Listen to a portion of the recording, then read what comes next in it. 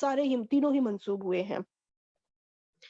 اچھا اب ہم دیکھتے ہیں اس آیت کے اندر جو یقیمو اور یؤتو یہ کیسے بنے. ٹھیک ہے، سب سے پہلے ہم یقیمو کو دیکھتے ہیں کہ یہ کیسے بنا.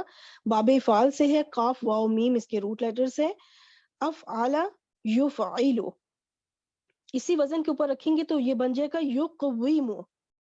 اب یہاں پہ رول جو ہے وہ اپلائی ہوتا ہے اجوف کا، واو اجوف کا.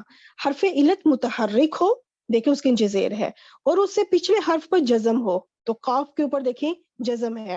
تو ایسی صورت میں کیا ہوگا کہ حرف علت اپنی حرکت پیچھے ٹرانسفر کر دے گا اور خود اس حرکت کے موافق حرف میں بدل جائے گا.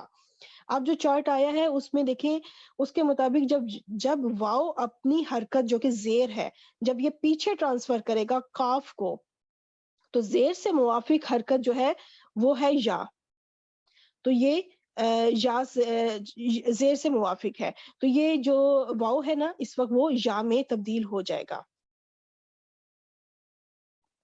تو سچویشن پھر کچھ ایسی بن جائے گی، یہ بن جائے گا یقیمو. ٹھیک ہے، واو نے اپنی زیر پیچھے دے دی قاف کو اور خود یا میں تبدیل ہو گیا تو بن گیا یقیمو. کافی قرآن پاک میں استعمال ہوا ہے. اب جب اس کا جمع بنے گا تو بن جائے گا یقیمون.